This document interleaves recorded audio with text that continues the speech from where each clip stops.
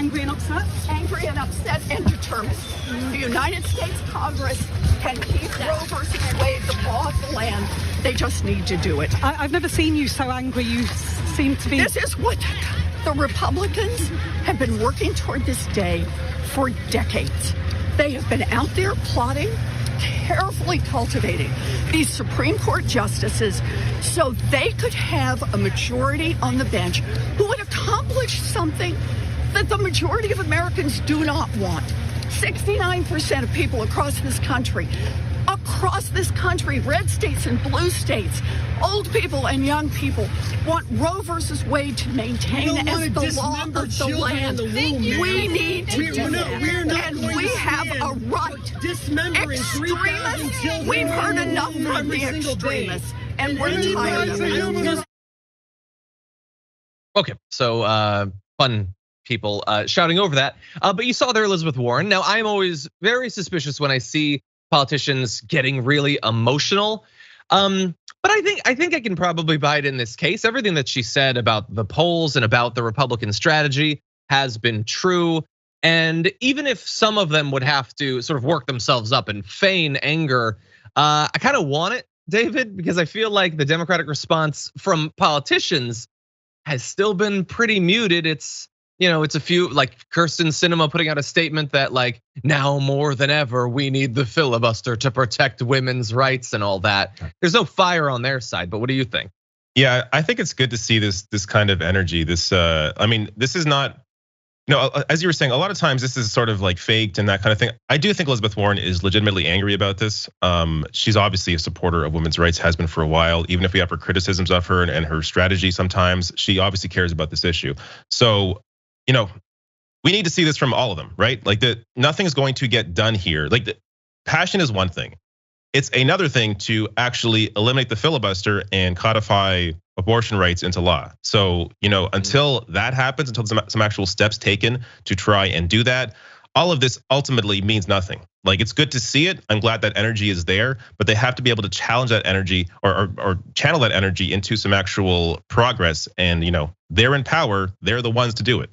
Yeah, exactly. And they were in power before this decision, as we've been cruising month by month, knowing that the Supreme Court is considering multiple reproductive rights focused challenges, knowing that the conservatives have a supermajority on the Supreme Court, and the Democrats just waited and waited and waited. But don't worry, everyone. She's not the only person worked up. Democrats have a plan, and it's, as we predicted yesterday, they're looking to use this to salvage the midterms.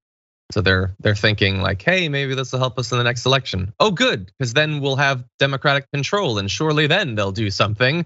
They already control the presidency, the Senate, and the House. And now it's supposed to be a thing that gets people fired up and out to vote. It's the most predictable thing in the world. And by the way, people should be fired up and they should vote, but that's on them. That's a ripple effect. That's a consequence. You're in power. You're supposed to be the leaders. You're supposed to be actually doing something. You're supposed to be inspiring them to come out and to vote. It shouldn't just be a continual cycle of people being horrified at the assaults against them from the right every 2 years. And then you guys just sit on the sidelines and maybe benefit briefly from it. So anyway, like I'm not surprised, obviously, David, that they're looking to this as a potential thing that's gonna help them out. But that feels to me like passing the buck, that they're just gonna wait months now until November and not fight against this thing. What do you think? Yeah, it's like saying turn off the lights or buy an electric car to fight climate change. Like individual action can only take you so far, and you have to actually, when it comes to voting, you have to give people a reason to come out and vote. Like I agree with you. I'm going to, of course, encourage people to vote, as people that have a platform should. But I'm not going to blame people who are not, watching my show, or people that just don't feel energized to vote because they vote and nothing really changes. You have Democrats with Congress, with the White House. They have power now. And yes, you can say, oh, but Manchin, oh, but Sinema. Sure, but at least fight, do something. Biden can do, can actually accomplish things through executive order that he's not willing to do right now. Yeah. And so this shows people, if you actually show some fight, people are gonna be, cognizant of that. And they're gonna be aware and at that point actually be more willing to vote for you, because they see, oh, okay, we see you trying to fight, we see you doing whatever you can, but you lack a couple numbers here, so we'll help you out. But if you're not even trying to fight and you're just saying again, oh, go vote, that's gonna, solve the problem, then you're just gonna keep losing and you're never gonna actually accomplish anything.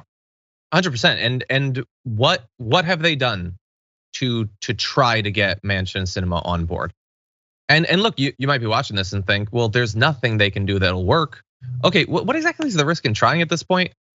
Like let's say you went nuclear and you literally booted them out of the party or whatever. No, you can't do that. Then you won't have the majority. What good is the majority right now? And how long are you gonna have it? You're definitely gonna lose the majority in a few months. You're not using it. I won't swear.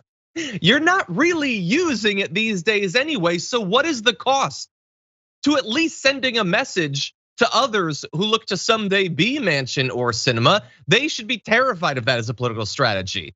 You've given them no reason whatsoever to be terrified. Now, that is the response of some on the Democratic side. There's a little bit of righteous anger, and then there's political opportunism.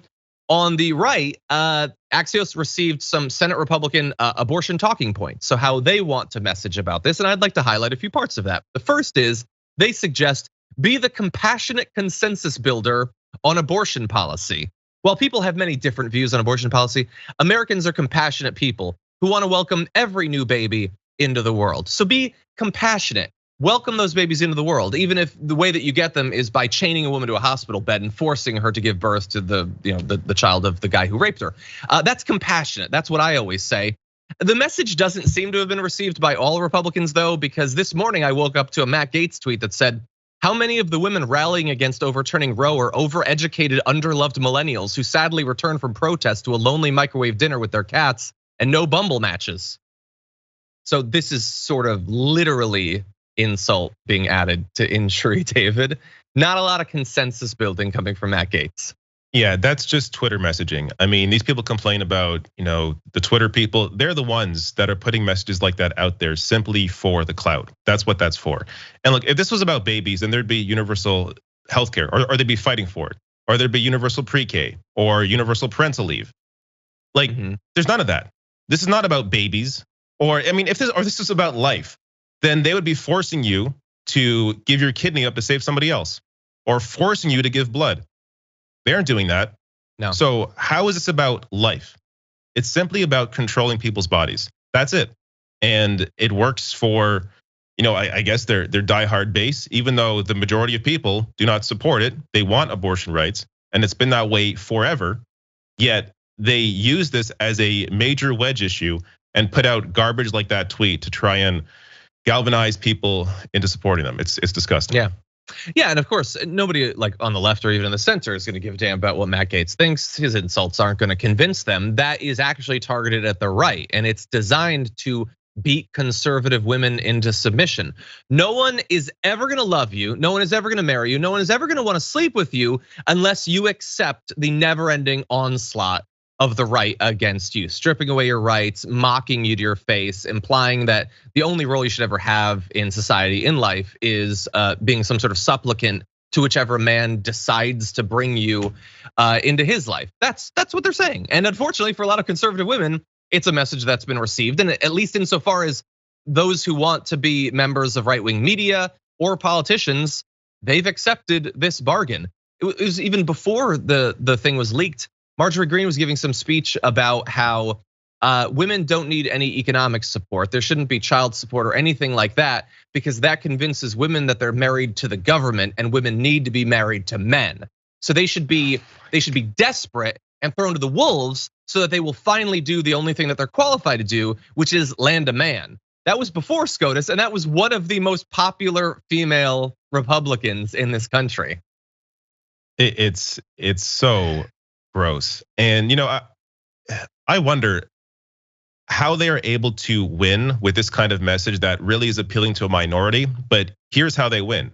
That tiny minority, or that 30% that supports this, they come out to vote. This galvanizes them enough. Like, they care enough about these cultural issues that they will vote simply on this. Whereas this is, again, showing what Democrats need to do. They need to reach out to people that don't normally vote. And you do that by actually accomplishing something, helping people while you are in power. And Biden, through executive order, can do that right now in a variety of ways. And he's not even trying to do that or trying to fight Manchin and Sinema to do anything. So this ultimately, Yes, of course, Republicans are disgusting, they're gross, and we can point that out. But we also have to understand Democrats, by not trying to get out those typical non-voters, are also at fault here for not defeating this. Yeah, and the Dems, they understand that on some level. That's why occasionally when they run for president, they imply that they're gonna do something. They know that that's the thing that galvanizes the base. They just don't actually make good on it. They make the promises and then they move on. And that's been a cycle that we've seen for some time.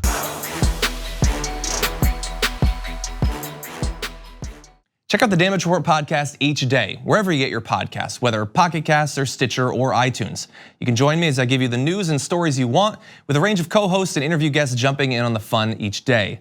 Again, that's the Damage Report, wherever you get your podcasts. And if you get them at iTunes, don't forget to rate and review. Sometimes I'll read them live on the show.